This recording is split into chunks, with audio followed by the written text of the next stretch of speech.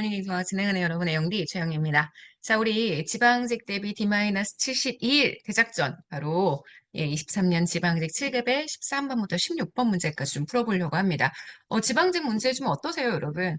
이게 정말 국가직 9급이나 지방직 9급에 충분히 사용할 수 있을 만한 그런, 뭐라고 해야 되죠? 아이디어들을 제공해 줄 수 있는 그런 문제들이거든요. 조금 어렵긴 하지만 법령이나 이런 자료들은 참고해서 보시면 훨씬 더 도움이 될 수 있습니다. 자, 13번 문제 볼게요. 법령에 관련된 문제가 쭉 나와 있는데, 일단 이런 법령은 되게 특이하죠. 여러분들이 보시지 않았던 법령이니까. 국가기관의 장은 국가안보 및 보안 기밀 분야의 기밀에 관계되는 분야를 제외하고는 대통령령이 정하는 바에 따라 외국인을 공무원으로 임용할 수 있습니다. 타당성을 논하는 내용이 아니에요. 이게 얼마나 당위적이냐, 타당하냐, 이게 아니라 그냥 이거는 이런 규정이 있는 법령 내용이 실제 국가공무원법에 있는 거니까 그냥 외우셔야 되는 거거든요. 정말 뭐였죠? 안보에 관련된 영역? 그거 빼고는 외국인도 공무원 임용이 가능하고 대통령령 등으로 그 내용을 정한다. 이렇게 얘기해 주면 될 것 같고요.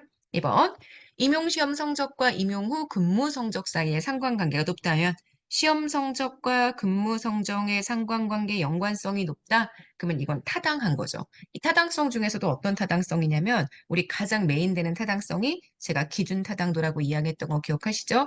기준 타당도, 내용 타당도, 구성 타당도입니다. 이 임용 시험에 대해서는. 그래서 지금 보시는 2번 요거 맞는 선지가 됩니다.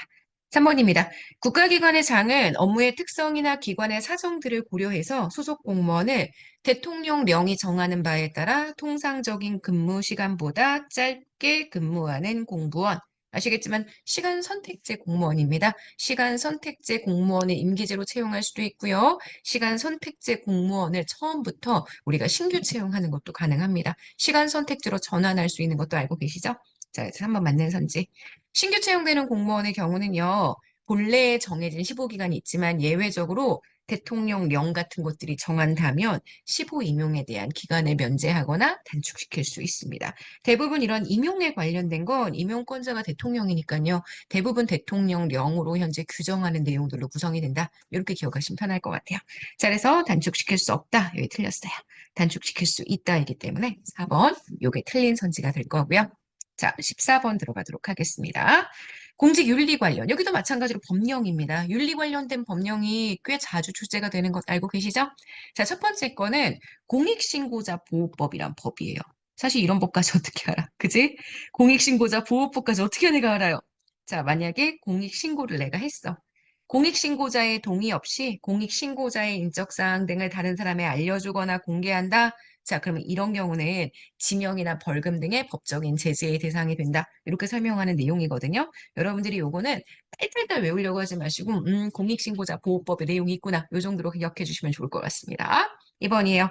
지방 공무원이든 국가 공무원이든 공무원이 외국 정부로부터 영해나 증여를 받는다. 그러면 이건 제가 꼭 암기하시라고 했던 내용입니다. 뭔데요? 지방자치단체장의 허가가 아니라 이런 경우에는 대통령 허가 받아야 합니다. 선생님 뭐 받을 때 지방자치단체장의 허가 있었던 것 같은데요. 네, 만약에 내가 외국으로부터 선포를 받는다. 라고 얘기하면 공직자윤리법에서 뭐라고 이야기를 하느냐. 소속 기관장의 허가를 허가를 받고 신고를 해야 한다. 뭐 이런 내용들이 들어가 있죠. 그래서 그런 거 두 개 헷갈리시는데 영해나 증여를 받는 것, 그리고 우리가 이야기하는 공직자윤리법상의 선물을 받는 것, 요거 좀 다르다는 거 기억해 주셔야 합니다. 그래서 2번 X. 3번 공직자윤리법을 통해 이해충돌 방지 의무를 규정하고 있습니다. 여기에는 주식, 백지, 신탁 제도가 도입되어 있죠. 공직자윤리법상 재산 등록 의무자 4급 이상입니다. 재산 공개 의무자는 1급 이상입니다. 당연히 재산 등록 의무자의 숫자가 공개보다 훨씬 더 많을 거예요. 그러니까 등록 의무자 중에 일부가 공개 의무가 있다. 이렇게 정리해 주시면 되겠네요. 자, 그래서 14번 문제의 정답이 되는 건 2번입니다. 자, 15번 가보도록 할게요. 여러분들이 되게 헷갈려 하시는 지방 재정 지표들에 대한 내용입니다. 이거는 제가 국가직 대비 굿모닝 행정학에서 주제별 정의도 했던 거니까 정리 다시 한번 확인해 주세요. 1번부터 읽어볼게요. 재정 자립도. 재정을 자립할 수 있다는 얘기니까 얼마나 스스로 돈을 조달할 수 있느냐의 능력입니다. 그래서 일반 회계 예산 규모에서 지방세 세외 수입이라고 얘기한다면 자주재원이죠. 이 자주재원이 차지하는 비중, 그래서 제가 뭐라고 외우라고 했냐면 재정 자주도화. 자주재원 비율 이거 아니라고 얘기를 했었어요. 기억하시죠? 자주재원이 차지하는 비율은 오히려 자립도입니다. 그래서 이 자립도가 크다고 해서 이게 무조건 지방자치단체의 실제 재정이 좋다는 의미는 아니다. 왜냐면 자주재원 말고도 의존재원을 얼마나 받느냐에 따라서도요. 재정력을 확인할 수 있기 때문입니다. 자, 그래서 1번 맞는 선지고요. 재정 자주도는 방금 말씀드렸던 것처럼 일반 재원의 비율입니다. 전체 재정에서 내가 스스로 조달할, 스스로 내 맘대로 사용할 수 있는. 그래서 자주재원 더하기 보통은 지방교부세. 이렇게 많이들 들어가죠. 이게 나의 일반 재원이고요. 자, 일반 재원이 얼마나 있느냐. 요걸 가지고 재정 자주도를 따집니다. 그러니까 지금 보시는 여기 아예 틀렸고요. 보통교부세의 교부 여부에 적용 기준이 되는 건 재정력 지수죠. 재정력 지수는 아시겠지만 기준 재정 수요액 대비 기준 재정 수입액. 그래서 수요액 대비 수입액의 비율을 의미한다. 기본적 행정 수행을 위한 재정 수요의 실질적 확보 능력을 판단하는 기준이다. 맞습니다. 이 재정력 지수로 보통교부세의 판단 여부를 결정하게 된다. 이렇게 보실 수 있죠. 4번입니다. 주민 1인당 지방세 부담액은 지방세액을 해당 지방자치단체의 주민수로 나눈 것입니다. 그래서 세입 구조가 얼마나 안정적인지를 판단하는 기준이 된다. 주민 1인당 지방세 부담액은 어렵지 않잖아요. 지방세액을 주민수로 나눠주면 되죠.